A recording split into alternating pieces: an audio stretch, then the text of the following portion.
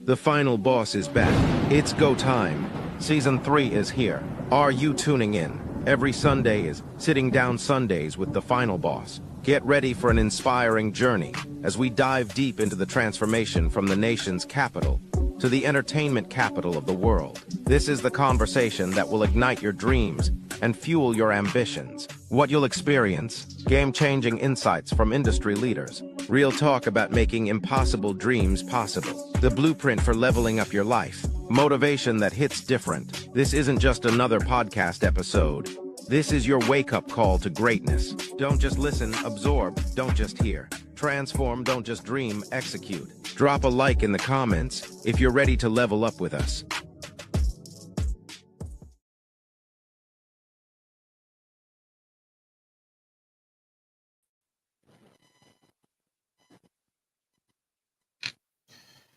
Welcome to the Final Boss Podcast. The Final Boss Podcast. I'm a little dark. Brighten up the situation. Bright light. There we go. Let me do this again.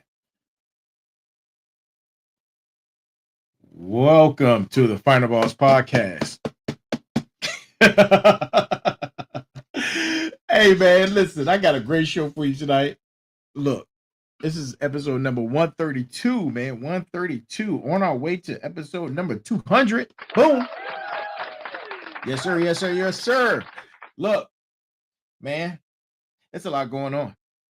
It is a lot going on. It's a lot going on, right? All these protests, man. Luckily, there aren't any riots, but it's a lot of protests. People are vocaling their opinions. They're angry. People are pissed. They're upset. Right? Well, if you're like me, and, I sit back and analyze everything, and I said to myself, so what happens after the protest? Like, what happens? Like, generally, seriously, like, what happens? I know sometimes things change and policies and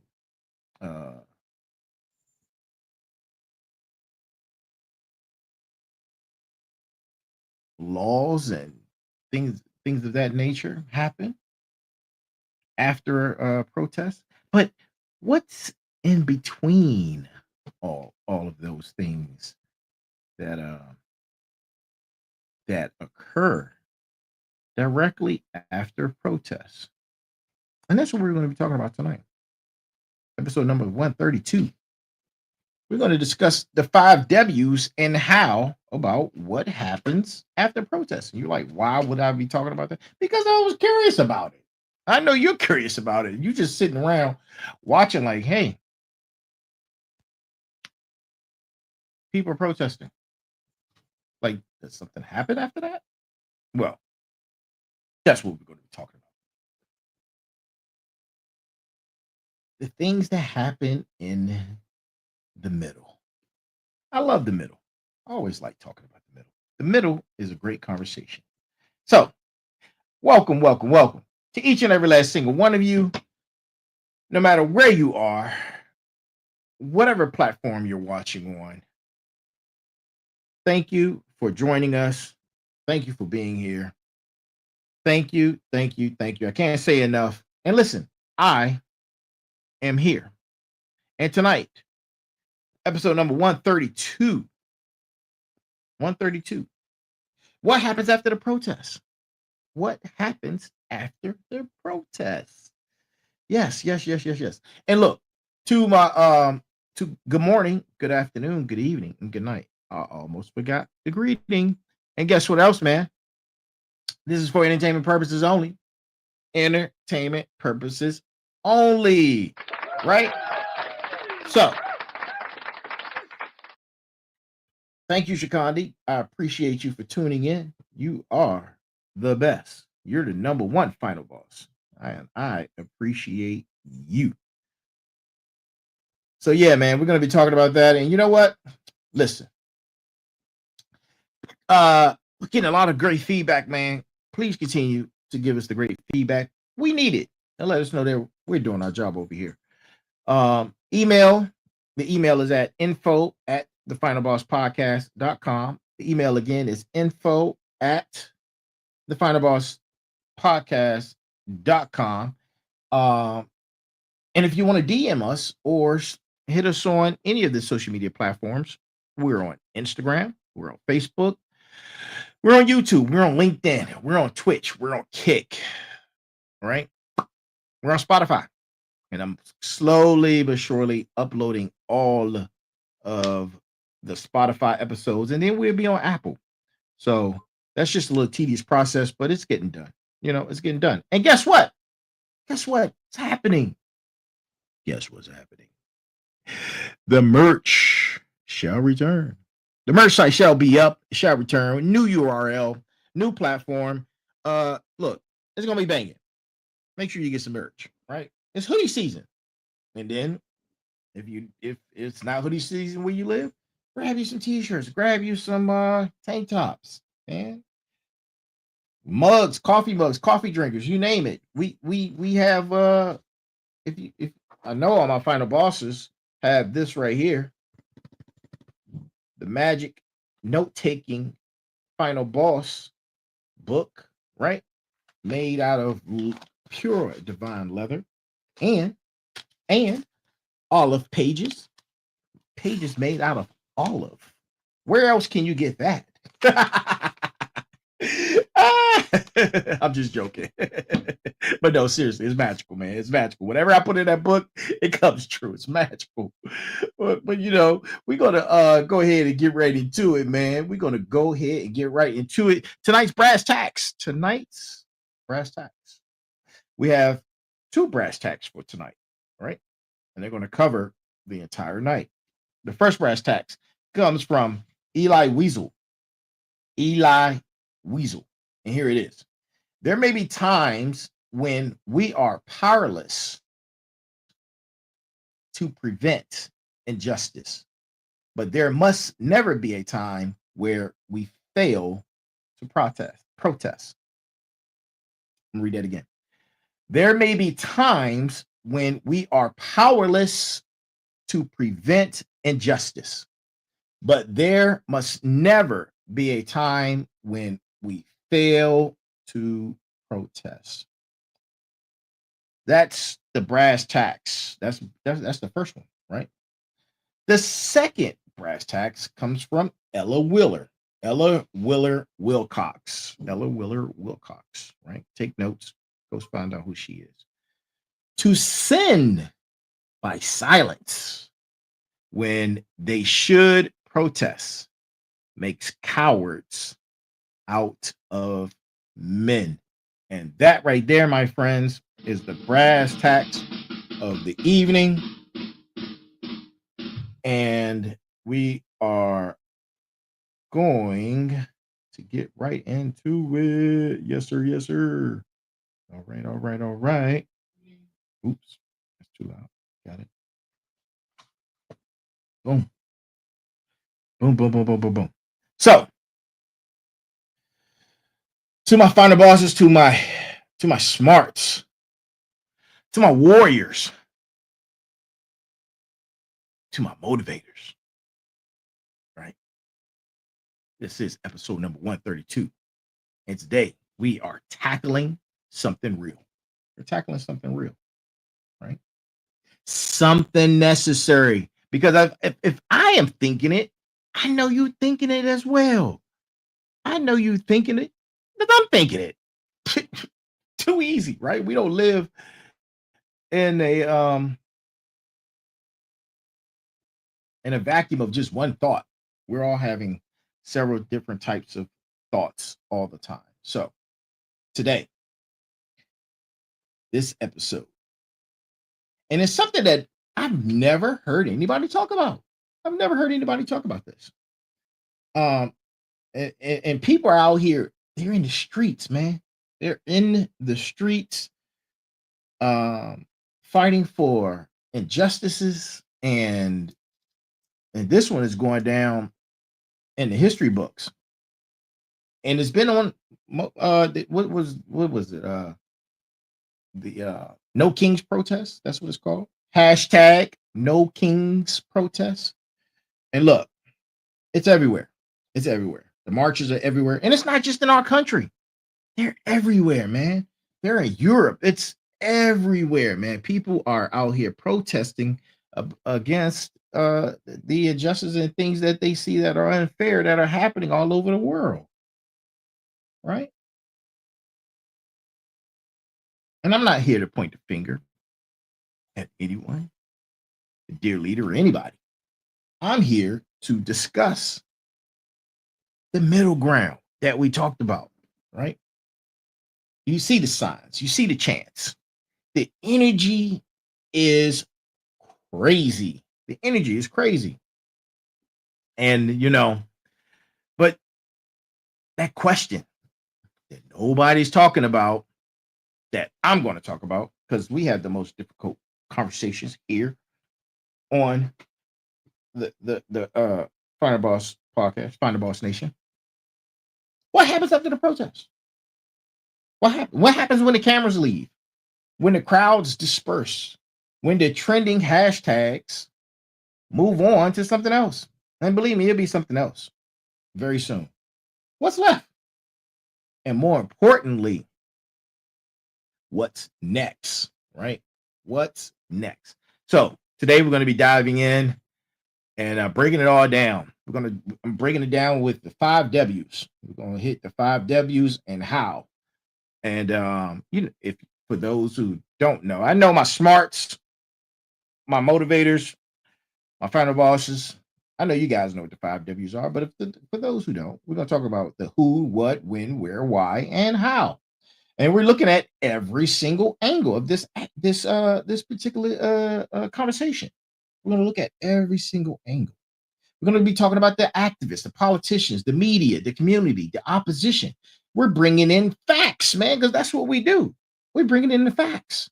We're bringing in perspectives. We're bringing in a conversation that needs to happen. So let's lock in, right? Click, click. Let's lock in.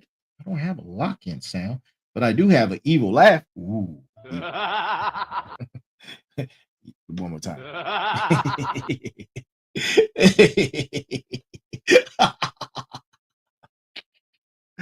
I crack myself up, man. I am a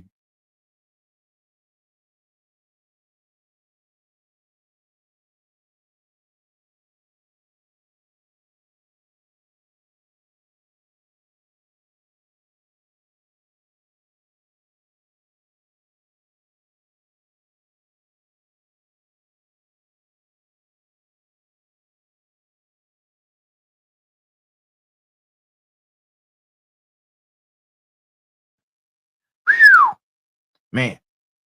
I lost you. First up, let's talk about who is involved after a protest ends, because protests don't exist in a vacuum. They don't exist in a vacuum. There are multiple players in these this game of protesting, right? There's the you have the protesters and you have the activists. And these are folks who show up, organize, they're the participants. They're the people who took time out of their lives to stand for something that they want to get a point across and protest. But what happens after the protest? Do people face burnout? They face criticism? And do they face the question of, now what? Because I always wondered, like, now what? What happens after the activism, right? Yeah. Many activists transition into community organizing. Community organizing. Policy advocacy. Yeah. right? Or they do nonprofit work. Mhm. But here's the reality: activism fatigue is real. And studies, right? Studies show that sustained activism without tangible results leads to disengagement within 6 to 12 months, right? Wait, I'm trying to get the best position. All right, I guess that's good. And listen, whether it's local city councils or federal legislators, these are the people who have the power to create change through policy. Some engage in good faith, forming task forces or holding down town halls. Others, they wait it out, hoping the momentum dies, right? But history has shown us that both sides of the coin, from the Civil Rights Act and sustained protests after that, and with along with countless movements, that lip service, but no legislation. Nothing happened, right? Why is that? Why is that? Well, we know the media, and you see it right now. The media controls the narrative. And usually, after a protest, media coverage determines whether the movement stays in the public consciousness or fades away. Are they still covering the issue a week later, a month later, or or did they move on to the next story? Now, the next story is already brewing. Watch what I tell you. The next story is already brewing. And the opposition, they always have a plan. You see the opposition and the things that they're doing right now. Some of it is comical and hilarious, but the opposition always has a plan to grab the attention from the protests and activism. They always have a plan. And you know what? Let's keep it real, man. Let's keep it real. No cap. No cap. Right? No cap. Every movement has opposition, whether it's counter protests, political opponents, or corporate interests. Threatened by the demands, the opposition often gets more organized after protests, launching various PR campaigns or lobbying efforts, right? Listen, the community, man, the community of people affected by the issue, their lives continue regardless, right? And their lives will continue regardless of whether or not change happens. They're watching to see if all the noise actually translates into something tangible, a bill being passed, or a policy uh, being initiated, right? But here's the thing: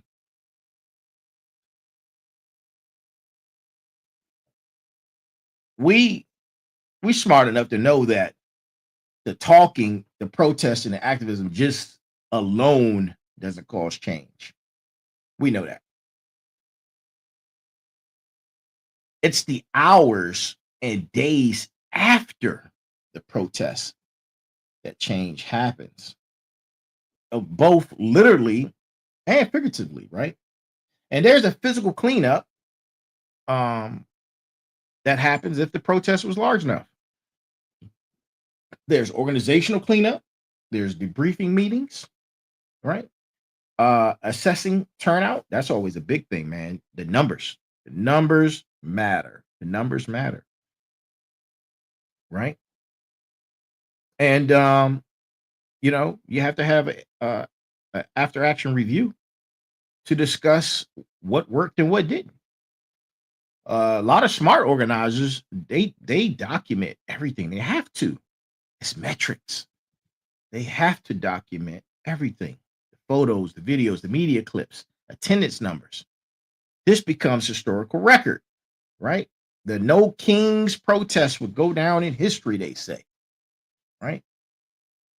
And a part of the metrics is were people arrested? Did the immediate aftermath involve people going to jail, getting bailed out, legal defense coordination?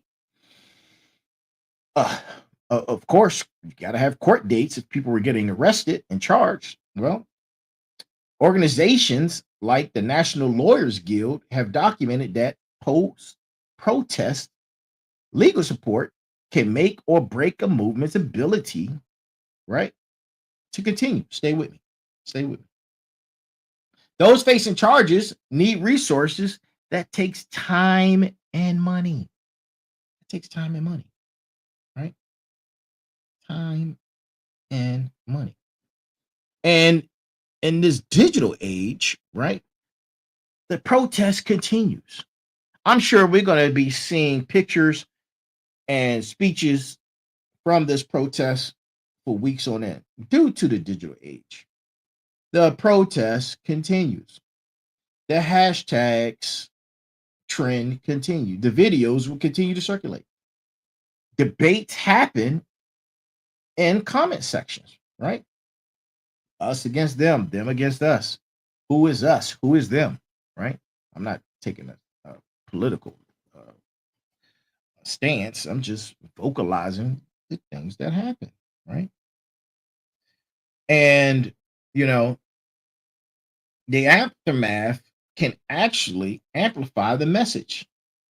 Conversely, it could also get hijacked with misinformation, right? Because we're in the age of misinformation, man. Like I talk about that all the time. Misinformation. But you you know what? You sit back, you think to yourself, self, there's a lot of misinformation going on out here. But it's the nature of the game. And the algorithm doesn't care. Stay with me. Algorithm doesn't care. The algorithm doesn't care about the truth or the lie. It only cares about the engagement. It cares about what is going to move that needle. And this is where strategy gets formed at. And that's area right here. Because serious movements convene usually between 24 to 48 hours, right? And they sit down after their AAR and they discuss the next steps. What are the demands? What are the targets? What's the timeline? And without this, protests become performative rather than transformative. And you see that. You'll see a protest that looks like it's organized, but it's the aftermath. The aftermath of the protest is where the real action happens, right? Because I remember a few years ago, man, that there was a plethora of protests. Plethora. Yes. But no action. And you know, you like I said in the beginning of the conversation, we protest fatigue is real, right? You see it, and then you're like, I'm not watching this. Like all things, you get tired of it. That's what we do, you know. We just do. It's a habit. It's human nature. But then you have to say, you know, when it comes to those particular movements and the media playing its part, you have to ask, how did the media cover it? Was it in its totality? Was it marginal? Right? Was the message communicated clearly, or was the message chopped up? Were there negative portrayals? Activists study this coverage because it shapes public perception, which ultimately influences political will, right? And this is where we're getting down to the brass tacks of the matter. You see how I spit that back around? Yeah, you like that. You saw that. The point of it all. When does change actually happen? And let's break that down. Let's break down the timeline of when it happens. Because understanding this piece is crucial. And this is the hot period. 24 to 72 hours is the hot period. That's when politicians make statements, media coverage is peak, hashtags are trending, public attention is high, and some immediate concessions might happen, right? Might happen. A meeting with officials, a promise to investigate, maybe a symbolic gesture. But real change happens? No, it doesn't happen like that. And it almost never does. But this is where movements maintain momentum in this window of 1 to 3 months, 1 week to 3 months. And this is where a movement can either die or it can grow in that particular time frame, 1 week to 3 months. And sustainment of action is key. And we're talking about follow-up protests, community meetings, petition drives, sit-ins at official offices. Historical data from movements like Black Lives Matter show that consistent action during this period determines long-term success. Now, if it gets past that 1 week to 3 month window, the next phase is the 3 month to a 2 year window, right? And this is where policy formation happens. Task forces out there report findings, legislation gets drafted, pilot programs launch. This is the bureaucratic slog that tests every movement's endurance. The civil rights movement took years of sustained pressure to achieve legislative victories. It wasn't just one march. It took years. The Occupy Wall Street, by contrast, lacked this sustained pressure and eventually dissipated despite massive initial turnout. Now, after that window, you have the window of the 2 years plus. Now, the 2 years plus movement creates systemic change. It operates on this particular timeline after the 2 years. New policies need implementation, monitoring, and refinement. Culture shifts happen gradually. The fight for marriage equality took decades, from Stonewall to nationwide legislation. That's the reality of transformational change. It takes time. It doesn't happen overnight. Some changes take generations. And people, listen, we're still fighting battles our grandparents fought. We're still fighting battles our grandparents' fought, right? Environmental movements are playing the longest game of all, trying to change systems that have existed for centuries. Now, you want to know where the aftermath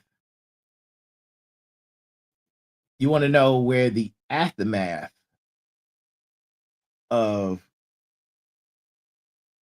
the protests, the aftermath, and where it plays out, right? Well, immediately after the protest, after the AAR, there are follow-up actions that often return back to public spaces. Continued demonstrations, vigils, community gatherings. The space itself becomes symbolic. Think about how Ferguson became synonymous with the movement, or how Tahrir Square in Egypt became the physical representation of revolution. The government, all these things play a part.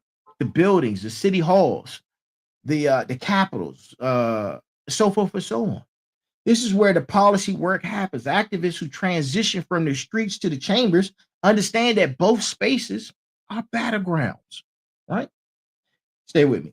You need people testifying at hearings, lobbying legislators, attending budget meetings. And this is where the rubber meets the road. This is where the rubber meets the road, man. Listen, stay with me, right? Legal battles often follow protests, either defending protesters who were arrested or uh, filing for civil rights lawsuits, or pushing for policy changes through judicial channels. We're all familiar with the ACLU. That was almost a tongue twister. I don't know why, but you're familiar with them and similar organizations like that. Know that the courtroom is critical post-protest battlefield for those who didn't know. But I'm sure my final bosses, my motivators, my smarts, and my warriors knew this. Of course they did. Of course they did. And look, grassroots organizing happens here. This is where it's important. These are the spaces where people build mutual aid networks, provide education, create alternative institutions, and this is where movements build long-term infrastructure. Digital spaces are now permanent sites of activism, right? Organizing continues on social media, in group chats, through email lists. The movement against police brutality used platforms like Twitter and Instagram to maintain momentum between physical gatherings. But there's a danger there too, man. And we know what it is. We all know what it is. Because digital activism can create the illusion of action without actual organizing. And that's a problem. That's a problem. But the battle, your particular activism narrative, this is where that happens, right? This is where it happens. Op-eds get written, interviews get conducted, documentaries get produced. Controlling the story, continuing the story is only the beginning of the strategy. And it's only a part of it, a small part. But you know, that's what's needed for the momentum to continue. Now let's dig into why, right? Why things happen the way they do after protests, right? Why momentum fades? Because energy is finite. People have jobs, families, responsibilities. Protest is disrupted by nature, and most people can't sustain disruption indefinitely. Additionally, without clear victories, people lose hope. This is why opposition often just waits for movements to die out, because they know if it doesn't hit all these these steps to continue the momentum, it's just going to fade away, right? But this is why what I'm about to tell you, why momentums of movements succeed. There's several factors to make this happen. Several factors. And one of those factors is having clear, achievable demands, being organized, leadership being organized, and continuing the pressure, sustained pressure with strategic escalation, right? Coalition building across different groups, being media savvy, and often time windows of political opportunity where public sentiment aligns with political feasibility, right? That's success. And that's how you keep a movement moving. And, you know, I just spoke about why some governments and political leaders don't respond because they just wait it out. They know that the momentum will eventually die on some of these protests, right? And they even have a name for it. It's some political calculus, right?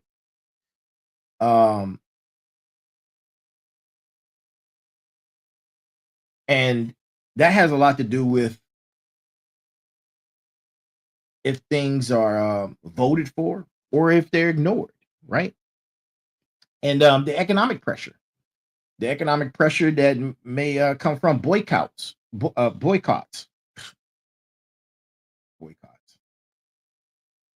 or disruption, right? If there are elections coming about, who's speaking for who? Is the media coverage sustained enough to force action?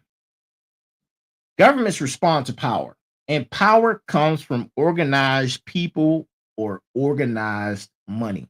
I say all the time, man, those with the money get it done. Unfortunately, that's the state of the world we're in. And, you know, the public always lose interest. Yeah, it's a hot topic right now.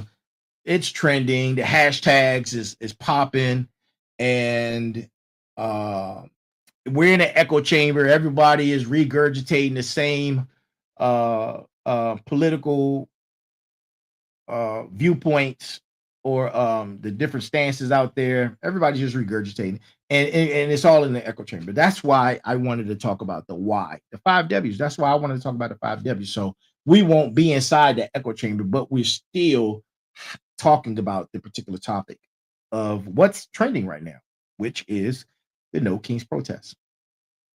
And you know, the public always loses attention, right? And the public and attention is the most finite resource in modern society. That's why we have social media, right? And the media cycles this information super fast, right? Stay with me. News crisis always emerging.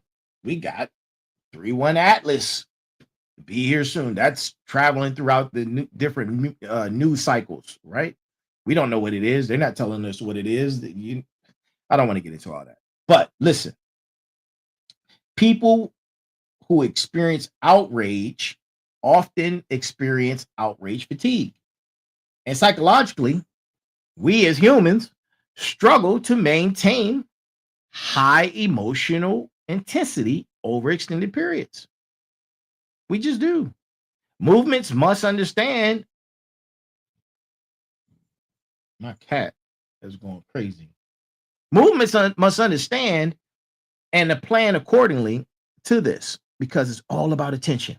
It's all about attention. And what is attention? Attention is marketing, right? And what is marketing? Marketing is dollars. So you have to have a clear understanding of what's keeping these things and this momentum going, right? Because systems are designed to maintain themselves. Institutions resist change because change threatens existing power structures. There are entire industries built around the status quo, right? You just have to follow the money. I say all the time, follow the money. Follow the money. Follow the money, people. Follow the money. And you'll understand why meaningful change faces so much resistance. How does and look,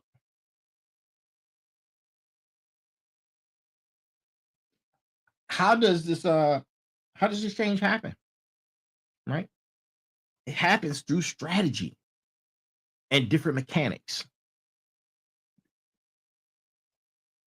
How does policy happen? Policy happens through transitioning from protests to politics, drafting legislation, finding sponsors, building coalitions, lobbying, testifying, monitoring, implementation.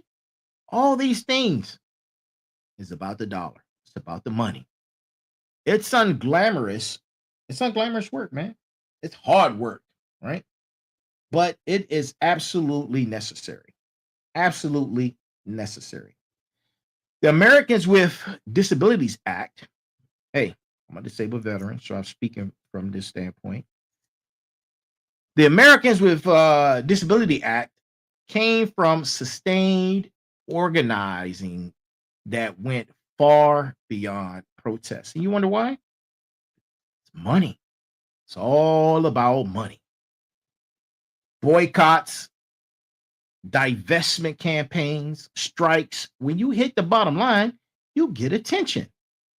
The Montgomery bust boycott worked because it created economic pain. People don't like their money to be touched. So when you cause economic pain, that's when people pay attention. Hint, hint. Right?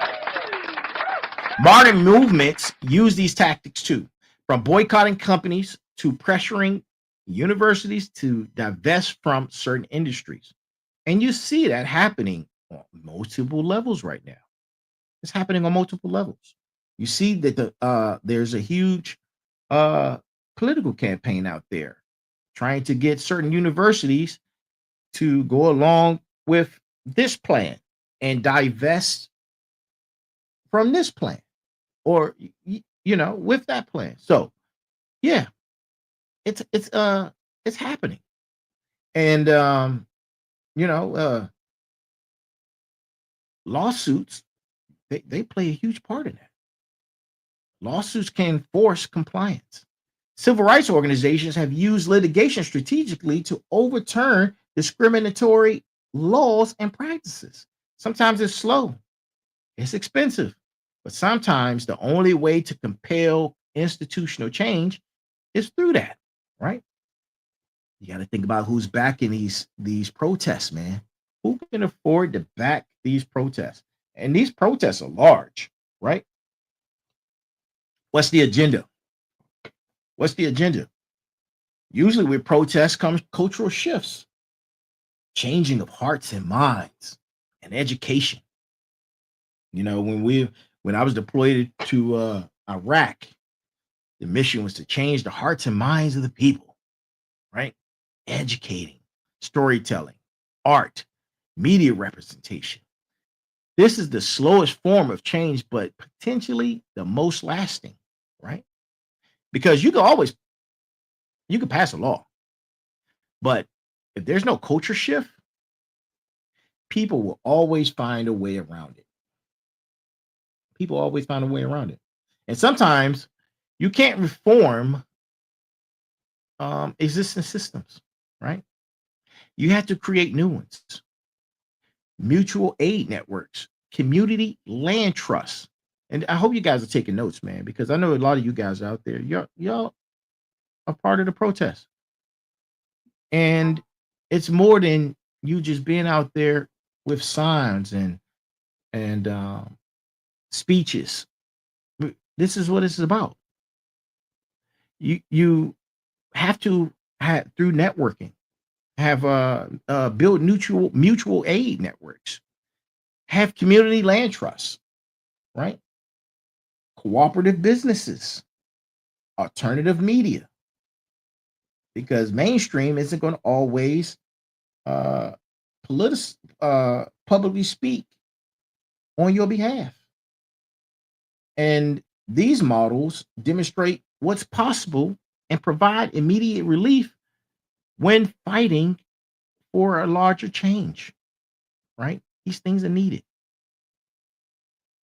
And coming together, picking the right election officials, electing the right officials who support your movement and your goals and backing them more money. This is long-term strategy. Building political power from school boards to Congress. The Tea Party and progressive movements both understood this, taking over party machinery from the ground up. And we witnessed that. Right? It happened right in front of our eyes. Right in front of our eyes. The Tea Party came out of nowhere and then boom. They're holding political positions. Let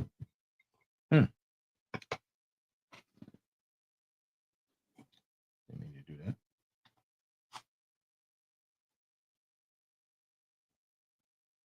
I got you, Holly. No problem. I definitely will share that information. Thank you so much. I'll share it at the end of the show.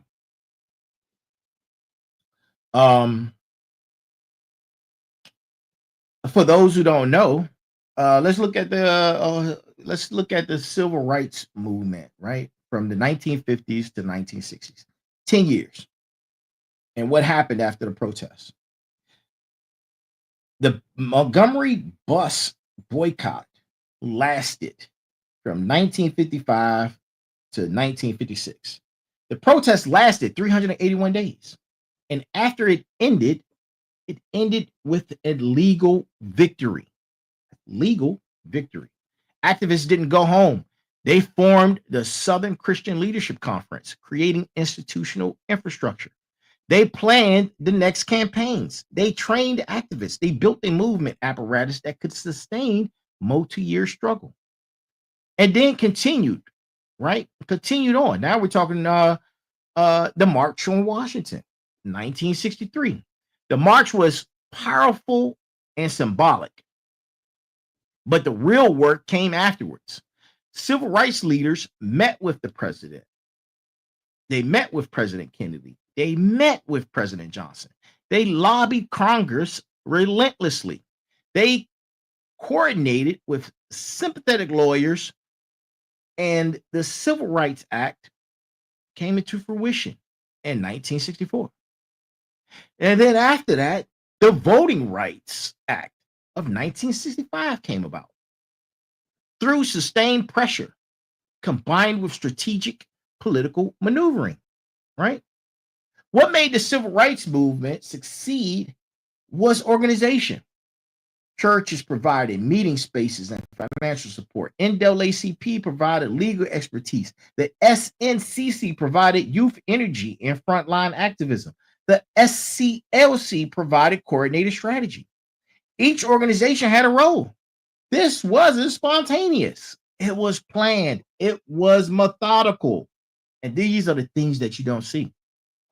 And playing in that, the long game. The long game, that's important. Even after all of the legislative victories, the work continued. Implementation, enforcement, fighting backlash, defending gains, expanding rights. The movement understood that winning laws was just the beginning, right? And there were lessons learned through that. Some of the lessons were clear demands, sustained organization, multiple tactics, coalition building, media strategy, willingness to play the long game. And those elements turned protests into transformation. All right. Now,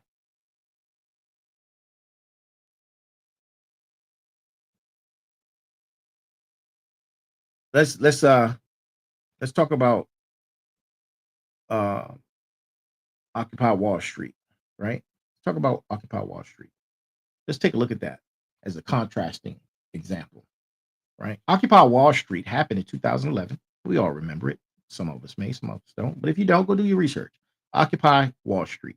What happened after those protests and why did it differ from the civil rights movement is because in 2011, Occupy Wall Street encampments existed in hundreds of cities.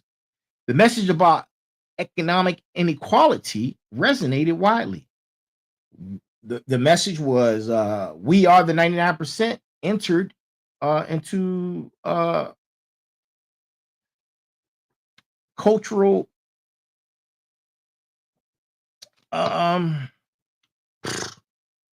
cultural lexicon, right? The media coverage was extensive, right? But not even 6 months later, in 2012, most encampments were cleared. The movement fragmented. There were no clear demands that could be legislated. The deliberately non-historical hierarchical structure made sustained organization difficult. As winter came and the encampments were dismantled, there was no clear next phase. That's why that movement died. But it did achieve something. It changed the conversation about economic inequality, including what Bernie Sanders' presidential campaigns were all about. It spawned various offshoots like strike debt, right? Stay with me. And it trained a generation of activists. But through all of that, legislative impact was minimal. There were no clear demands, which meant nothing concrete to pressure politicians about.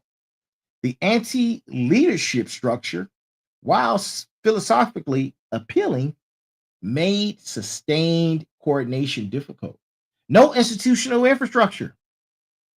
There was none, right? That's why the encampments didn't last. That's why the movement died. The movement was better at criticizing than building a constructive plan. And there was lessons behind that. People learned that transitioning and to organizing is a huge deal. The energy needs to be channeled into concrete demands, and it needs to be sustained for it to gain momentum. Otherwise, it's going to die, and people are going to forget about it, just like that, right? People are going to forget about it. You know, let's talk about um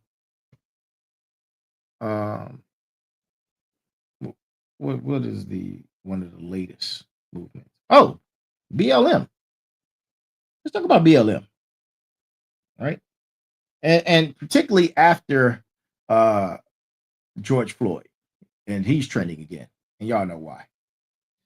It all started in the summer of 2020, which saw the largest protests in U.S. history. Estimated 15 to 26 million people participated in the BLM protests. The scale was unprecedented, right? And the aftermath, right? The aftermath didn't always go as planned. Some cities defunded or restructured their PO departments, right? Confederate monuments came down. Corporations made diversity pledges and donations. POs were charged in high profile cases. Conversations about systemic racism became mainstream. Everybody was talking about it. Everybody was talking about it. Some cities even implemented PO reforms, right? Banning chokeholds, requiring body cameras, creating civilian review boards. Some of these stuck. Others were rolled back as media attention faded. Minneapolis voters rejected a measure to replace their PO department, showing the complexity of translating protest energy into policy change. And there was a backlash.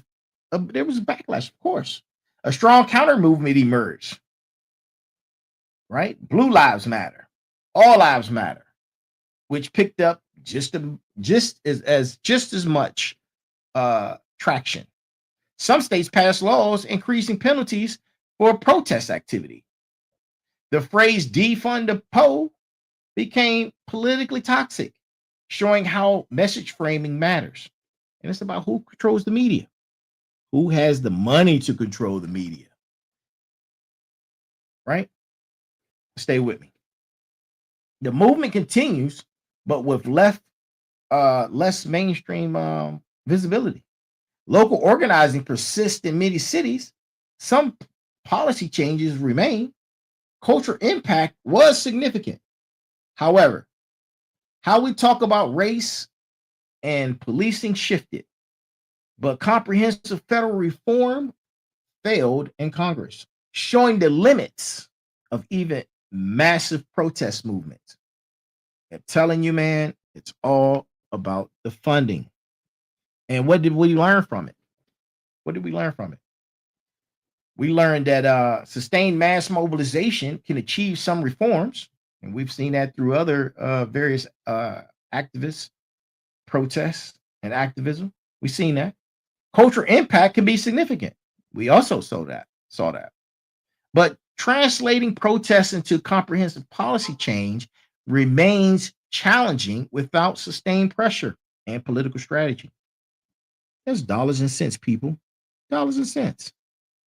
And the media always plays a role. And it's all about, and the media is for hire. If you don't know the media is for hire, man, listen, the media is for hire. Who can pay the most, right? And their role in what happens after the protest is huge, because what they're doing is often overlooked, right? We know that the media moves fast. Protests dominate headlines for days, but then comes the next crisis, the next outrage, the next spectacle. Movements that depend on media attention without building independent infrastructure, they often fade away. They fade away. I'm looking to see how long this No Kings protest is going to last.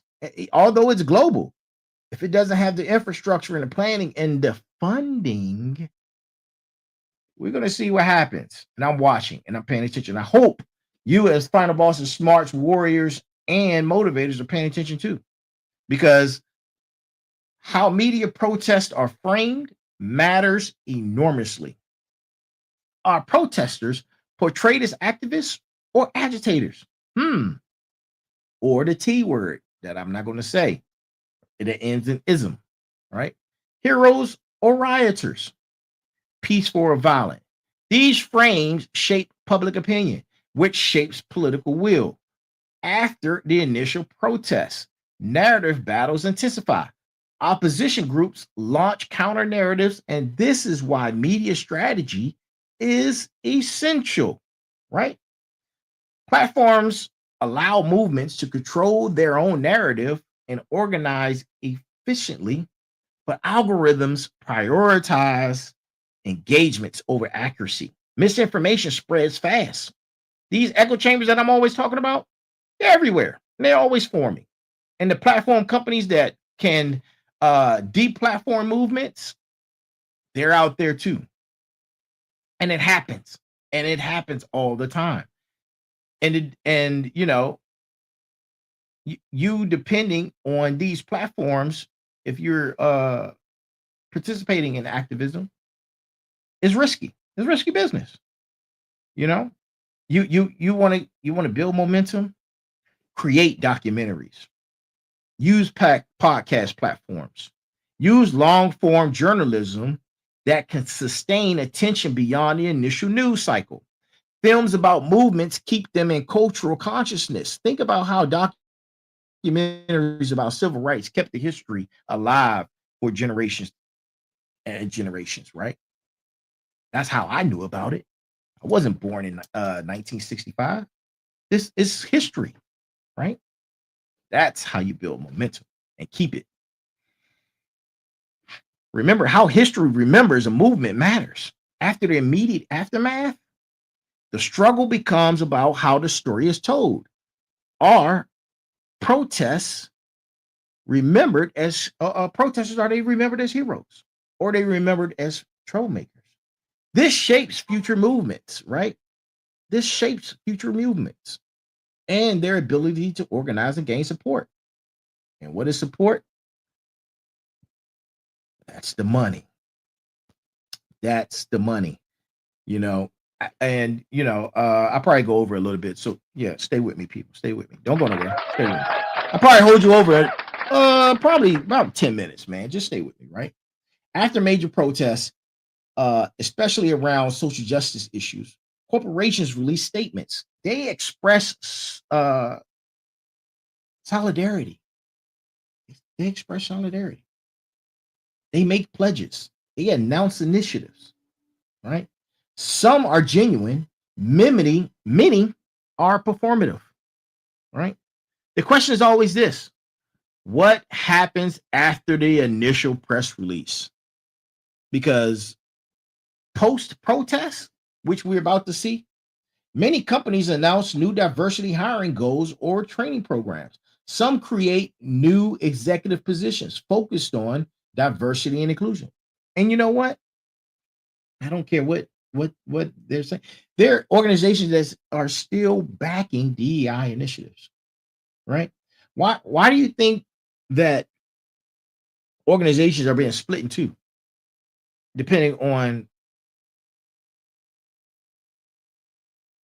the political party, right? You got these gov organizations that support this party or are part of this party, and then you have these gov organizations that are part of this party. Man, open your eyes, man. Open your eyes to see what's going on, right? Research shows mixed results constantly. Some companies make meaningful changes, others, they just check boxes and keep it moving. But after the injustices of 2020's racial justice protests, corporations pledged billions to support Black communities and organizations. Tracking showed that some even have followed through, while others quietly faded away. Faded away, man. Right? But accountability is a mechanism that often does not exist. Right? Often does not exist. But when movements organize certain boycotts, companies face real economic pressure. Sometimes it's about the money. Sometimes they capitulate to these demands. Other times they weather the storm, betting that the attention will fade. Success depends on scale, coordination, and sustained commitment. While other protests target institutional investors, pension funds, university endowments, foundations, divestment campaigns have had success in areas like apartheid in South Africa. Listen, it's all about the money or the resources, right? Like fossil fuels. Or here, this is a money maker. Go follow the money. Go follow the money on private prisons, industrial private prisons. Go follow the money on that. You will learn a lot, man. This is where economic pressure becomes long-term impact, because ultimately corporations respond to bottom line pressure. Start taking their money. Look at what happened to Target, right? Look what happened to Target. Corporations respond to bottom line pressure. They do. If protest starts threatening profits or brand reputation, listen, change happens, man. Change happens. Oftentimes, other performative gestures often substitute for substance, right? And let's get real. There's always the human element, right? The psychological and social impacts of what happens after protests. And these things are well documented. After the adrenaline, a lot of times activists experience depression, exhaustion, and disillusionment. When change doesn't happen quickly, hope fades. Movements need to address mental health and sustainability, or they lose their people. And particularly in protests around violence or injustices, participants may experience or witness traumatic events, arrests, police violence, hostile counter protesters. These leave low marks when it comes to activism. The aftermath usually involves processing certain traumas, and movements that ignore this will lose their effectiveness. Listen, stay with me. I'm almost done. Protests create solidarity. People meet others who share their values. Networks form, the connections are real, and they often outlast the protest itself. And they build foundations, right? They build organizations, and those social bonds are sometimes lifelong lasting, and they have and can have a lasting impact, right? Because activism is demanding, and protest creates relationships that can be stressful. Disagreements over different tactics, time commitments, risk tolerance, right? Some relationships strengthen through shared commitment. Others fracture under pressure. It's like everything else. And many people who participate in protests undergo identity shifts. They start seeing themselves as activists, as part of a movement. And this can be empowering, but it also can be isolating. if others don't agree with what you stand on, right? Or what you stand on support. And protest participants sometimes become more radical. We've seen that throughout history. Seeing a system as unrepairable, or they can see it from a moderate perspective, recognizing the complexity and seeking incremental change, right? Both trajectories are common, and the movement must navigate this diversity. And perhaps the biggest psychological outcome is where people land on this spectrum. They participate, they give hope, and they think that change is possible.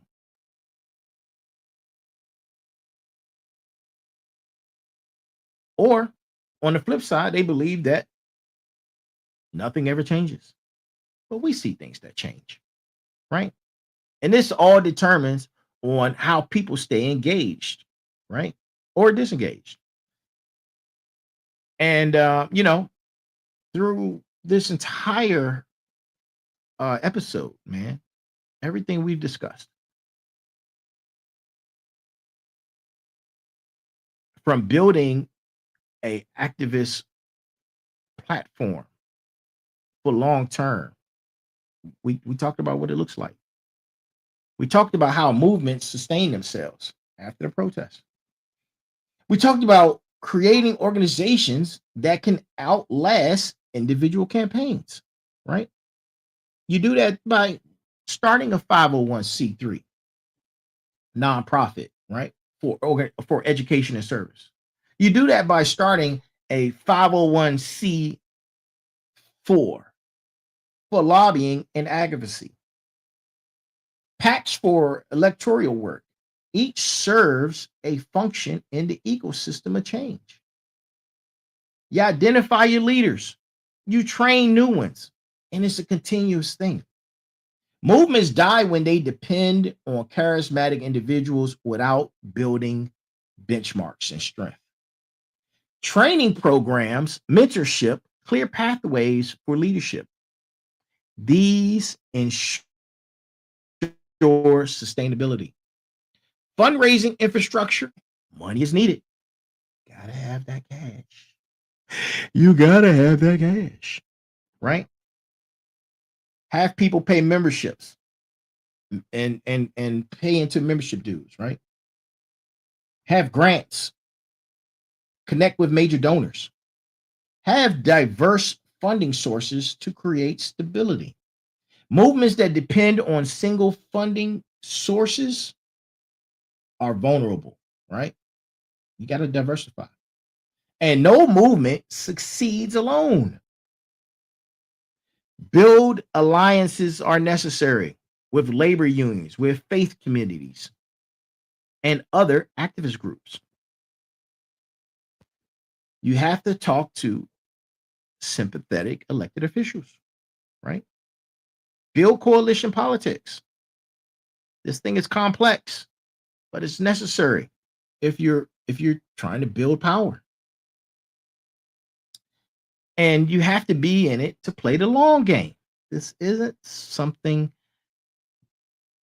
that this isn't about the short game.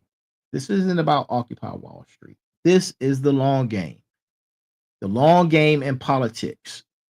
You run candidates, you build political infrastructure, you take over party machinery, school boards to Congress. Every level matters. Every level matters. From school boards to Congress, every level matters. It's like building a pyramid, brick by brick, right? Political power is necessary for legislative change. You have to build the world you want to see. You have to have mutual aid networks, cooperative economies and economics, community land trusts. I mentioned that earlier, right? These provide immediate benefits while demonstrating alternatives to existing systems. Stay with me. I'm almost done. Almost done. Give me 2 minutes. When it comes to cultural changes, you have to support these artists, these writers, musicians, filmmakers who tell the movement story. The culture shapes consciousness, which shapes politics, right? And you have to invest in these cultural productions. You have to. You want to see the movement? You have to do these things, right? And then everything is metrics. You track what works. You assess the outcomes. You learn from the failures, right? And you adapt.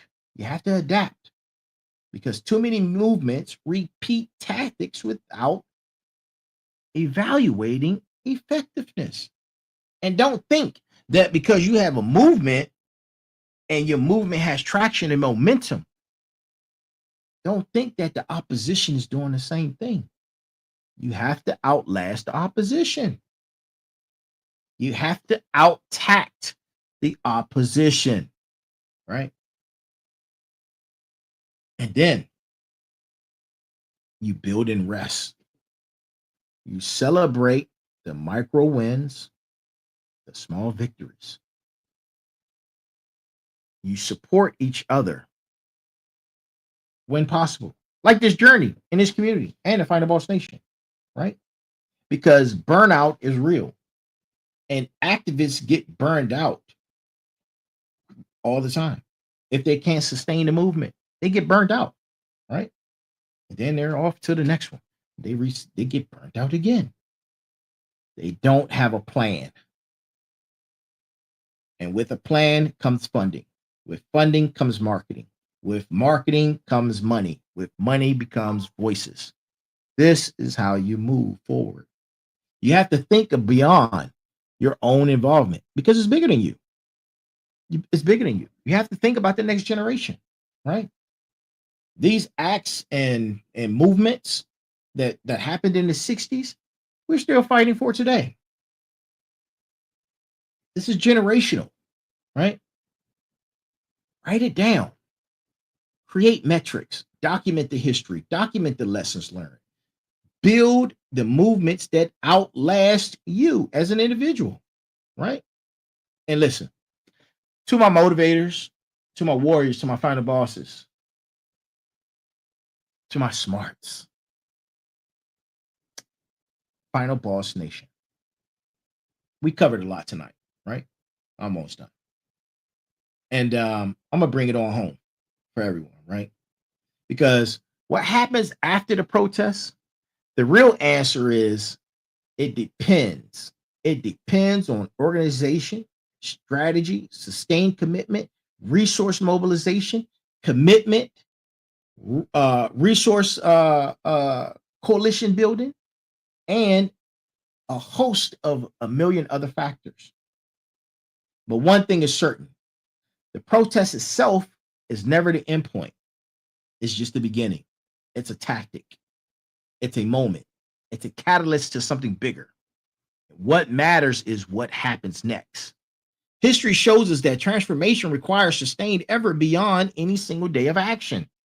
The protests that we remember are that are successful, to include the civil rights movement, labor movements, women's movement, they all involved years, if not decades, of organizing. Organizing even when the cameras left, right? Organize even when it's not the hot topic or it's not trending, right?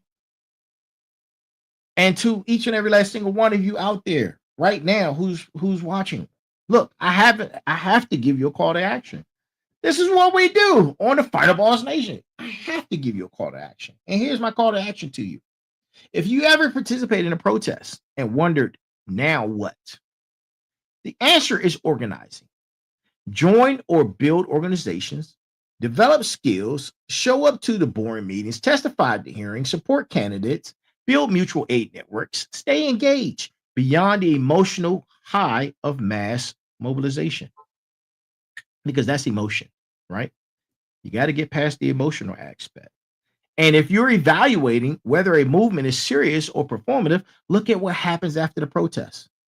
Look at what happens after the protest. Is there infrastructure? Are there clear demands? Right? Is there a plan for sustained action? Is there leadership development? Is there a coalition that's building?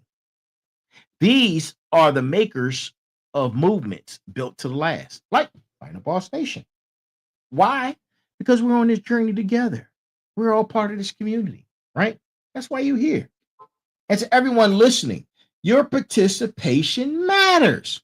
The systems we're fighting to change are powerful and entrenched. They're trying to outlast you, but they're not invincible. Every major social transformation in history came from organized people demanding better and refusing to give up. The protest gets the attention, the organizing gets the results. I'm going to say that again. The protest gets the attention, but the organizing gets the results. And that's bars. Listen, this has been episode number 132, right? I am the final boss, and I am here, right? Reminding you, stay locked in, stay organized, stay fighting, because we're all trying to beat who? The final boss. We're trying to beat some systemic injustice. And the fight doesn't end when the march is over. The fight doesn't end when the march is over. You have to continue to fight. You have to continue to move forward. You have to make sure you have a plan in place. That's the most important part. Making sure you have a plan in place. And making sure that that plan supersedes your involvement. Because it's bigger than you. And my friends, let that marinate in your spine. And remember, there's always a heavy pain that comes with discipline, but the pain of regret is even heavier. This has been episode number 132, Final Boss Podcast. And I am here. I am here. And to each and every last single one of you, thank you for joining us. Make sure you have good morning, good afternoon, good evening, and good night. Be balanced, be equal, and be smart. Oh, and before I go, I would like to share with my audience, right? I'd like to share with you guys something. Right? This is to my federal employees who have been affected by the government shutdown, right? I want to help you out with something, right? A lot of us are pet owners. I'm a pet owner, and this is why this stood out to me. And thanks to Holly for bringing this to my attention, and I'm bringing it to the show tonight. There are free pet supplies to help you ensure your pets stay healthy or with families during these challenging times, right? And for the DMV area, go to 3300 Falls Road, Baltimore, Maryland, next Sunday, October 26th, between the times of 12 and 2 p.m. They will have doggy kibble, crates for your pets, cat trees, scratching posts, cat litter, and grooming supplies, and other miscellaneous pet supplies. No sign up is required. And they're doing this while supplies last. All you have to do is show your federal ID or a recent pay stub to be eligible for to participate in this particular program. And it's going down October 26th from 12 to 2, 3300 Falls Road, Baltimore, Maryland. It's a little tidbit. It's something that may help for those who are in need. Because if you have pets, they need as well. And that's our show for tonight. And thank you guys for tuning in. Sorry I went over a little bit, but It's necessary. And with that, I bid you adieu.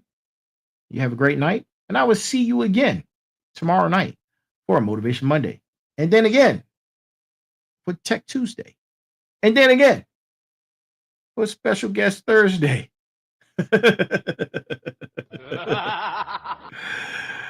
Y'all have a great night, man. Talk to you soon. Have a good one. Welcome to the Final Boss Podcast, where microphones and mushroom clouds collide in the most mind-blowing chats. We're talking explosive topics, fiery debates, and the hottest guests. Imagine a creative space background, spacey vibes, and out-of-this-world conversations. It's like chilling with your best buddies, but with way cooler sound effects. Every episode, we take on the universe's biggest questions. You know, the stuff that keeps you up at night. And we do it with a bang. Want to know what happens when you mix gaming, movies, and pop culture? Boom! You get the Final Boss Podcast. So plug in those earbuds and get ready for a wild ride. Whether you're commuting, chilling, or just need a break, we've got your back. Hit that follow button and join us on this cosmic journey. Trust me, you don't want to miss these explosive chats. Catch the Final Boss Podcast now, where every episode is a blast. Stay tuned and stay awesome. Final Boss Podcast, bringing the boom to